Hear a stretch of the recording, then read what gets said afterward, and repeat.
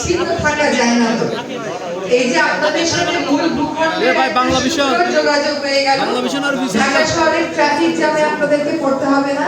সুন্দর একটা নৌযানে চড়ে আপনারা সন্দ্বীপ থেকে চট্টগ্রামে যাবেন, সেখান থেকে ঢাকায় যাবেন। এই আনন্দটা আসলে আপনাদের যতটুকু, আমাদের আপনাদেরকে আনন্দ দিতে পেরে তার থেকে আরো বেশি আনন্দ লাগছে মনে হচ্ছে। এই যে আপনাদের মধ্যে পৃথিবীর বিভিন্ন দেশে চ্যালেঞ্জ গ্রহণ করার জন্য যে মানস গঠন, সেটাও আপনাদেরকে পৃথিবীর বিভিন্ন প্রান্তে ছড়িয়ে পড়তে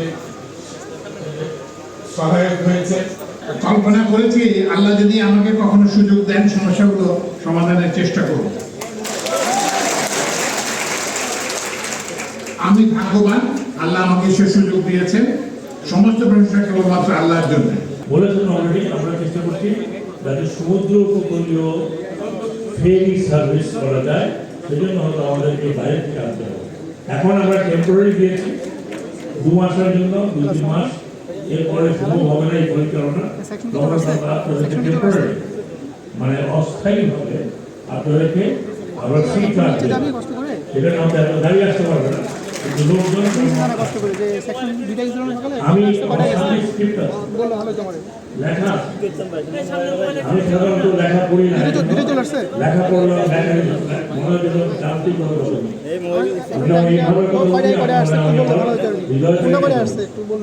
আমি আপনাদের সামনে হৃদয় থেকে কথা বলছি, তো যান্ত্রিক ভাবে কথা বলতে আমি রাজি না। আমার ছোটবেলায় মনে আছে, অনেক ছোট ছিল, এই সন্ধিকে উপকূলে একনল হ্যান্ড ওয়াশ 100% প্যারাবেন ফ্রি, তাই নিরাপদ হাতের জন্য আস্থা রাখুন একনলে। আপনাদের সামনে বিশাল সম্ভাবনাময় ভবিষ্যৎ, আপনারা সেই ভবিষ্যৎকে জয় করতে পারবেন, কারণ এখানকার এনভায়রনমেন্ট এমন যেটা আপনাকে নিজস্ব একটা শক্তি দেয়।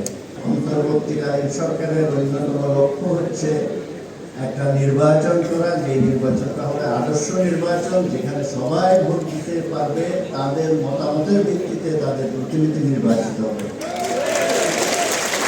আমরা খুবই দুঃখিত যে এই জিনিসগুলোর ওই সময় আমরা ইন্টারভেন করতে পারিনি, কিন্তু আমরা আজকে এই সভার পর আমরা সুনির্দিষ্টভাবে জেনে নিব এগুলো, এবং আমরা এই যোগাযোগের উন্নতির জন্য আপনারা নিশ্চয়ই নিকটবর্তী যেখানে অতিরিক্ত যেতে পারবেন।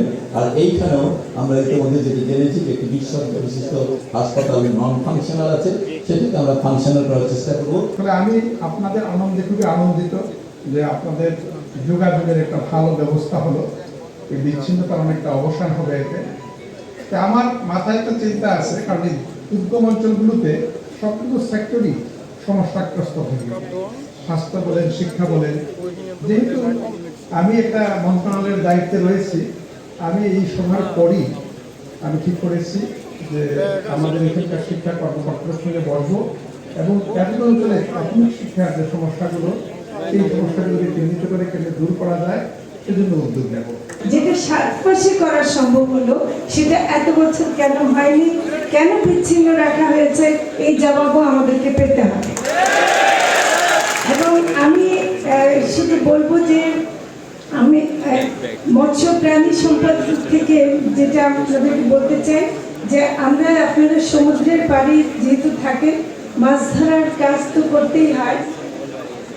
সে কারণে আমরা এবার একটা ঘোষণা দিচ্ছি, সেটা আপনাদের হয়তো পছন্দ হবে, যে আমরা যেটা আগে 65 দিনের নিষেধাজ্ঞা ছিল মে মাস থেকে, সেটাকে আমরা এগিয়ে এনে 15 এপ্রিল থেকে 11 জুন পর্যন্ত 58 দিন, 65 দিনের পরিবর্তে 58 দিন করেছে। এবং ভারতের কোনো জেলে এসে যেন এখানে মাছ ধরতে না পারে